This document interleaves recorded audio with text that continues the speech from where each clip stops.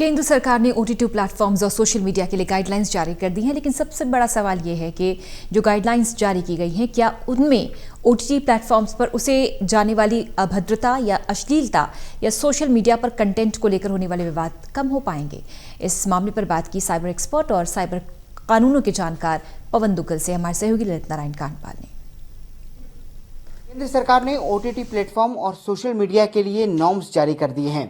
इससे पहले जिस तरह से देखा गया था कि कई मामलों को लेकर विवाद हुआ था, अब सवाल खड़ा ये हो रहा है कि क्या जो गाइडलाइन सरकार ने जारी की है उससे क्या नियंत्रण लग पाएगा।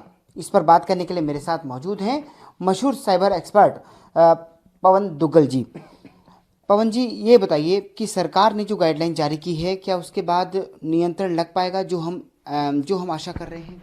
अगर आप सोच रहे हैं कि जादू की छड़ी हो जाने से जादू हो जाने वाला, तो शायद जादू नहीं होगा, लेकिन हाँ, वर्तमान स्थिति से काफ़ी परिवर्तन आने वाला है। अब सरकार ने बीड़ा उठा लिया है और सरकार ने एक सख्त संदेश इन सर्विस प्रोवाइडर्स को दिया है कि आप चाहे भारत में हो या भारत के बाहर हो, भारत की मार्केट की मलाई तो ज़रूर खाइए, लेकिन भारत के कानून का पालन ज़रूर करिए, और पालन ना करिए तो अपनी बेल्ट टाइट कर लीजिए, क्योंकि कानून की जो परिस्थितियां हैं और जो कॉन्सिक्वेंसेस हैं वो आपको भुगतने पड़ेंगे। सर, अभी तक हमने देखा था कि कई बार सरकार के कई मामलों को लेकर कई फिल्मों में विरोध हुआ, कई फिल्मों में सीन का विरोध हुआ, लेकिन बावजूद उसके चीज़ें सुधर नहीं रही थी। तो अब क्या आपको लगता है कि जो गाइडलाइन आई हैं ये पर्याप्त हैं क्या एक तरह से? मुझे लगता है कि गाइडलाइन एक सही दिशा में सही कदम है, और मुझे लगता है कहीं ना कहीं लोगों की जो महत्वाकांक्षाएं हैं उनको प्रतिबिंबित करती हैं। लेकिन अगर आप सोचें कि ये संपूर्णतः सफल होने वाली हैं, तो शायद इस तरह की परिस्थिति नहीं होने वाली। क्यों? क्योंकि एक तो इसकी कानूनी चुनौती ही होने वाली है।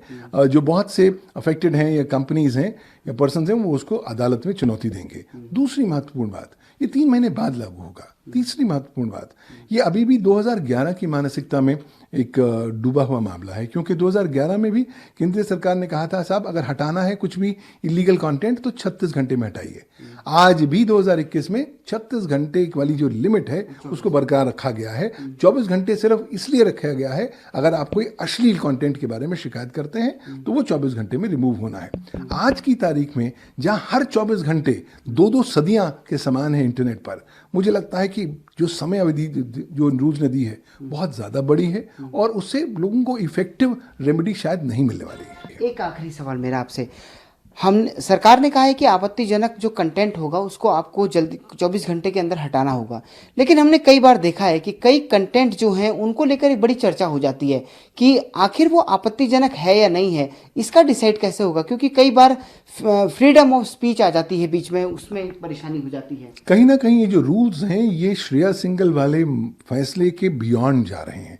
श्रेया सिंगल में उच्चतम न्यायालय ने कहा था कि इंटरमीडियरी सर्विस प्रोवाइडर्स, आप जज मत बनिएगा, आप इंतजार करिए, या तो कोर्ट का ऑर्डर आ जाए या सरकारी एजेंसी का ऑर्डर आए, तब कार्रवाई कीजिए। तो अब ये दोनों परिस्थितियां फिलहाल बरकरार रखी गई हैं इन रूल्स में, लेकिन अश्लील कंटेंट के संदर्भ में व्यक्ति विशेष को ये आज़ादी दे दी गई है कि आप तुरंत कंप्लेन करें, और आपकी कंप्लेन को 24 घंटे में वो कंटेंट रिमूवल वाला प्रोसेस कर दिया जाएगा।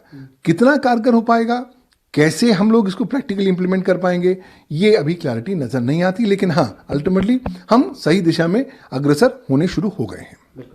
तो कुल मिलाकर पवन दुग्गल साफ तौर पर बता रहे हैं कि सरकार का प्रयास बहुत अच्छा है, लेकिन ये कितना इफेक्टिव हो पाएगा ये आने वाले वक्त में ही पता चल पाएगा। कैमरा पर्सन पवन शर्मा के साथ ललित नारायण कांडपाल, टोटल न्यूज़, दिल्ली।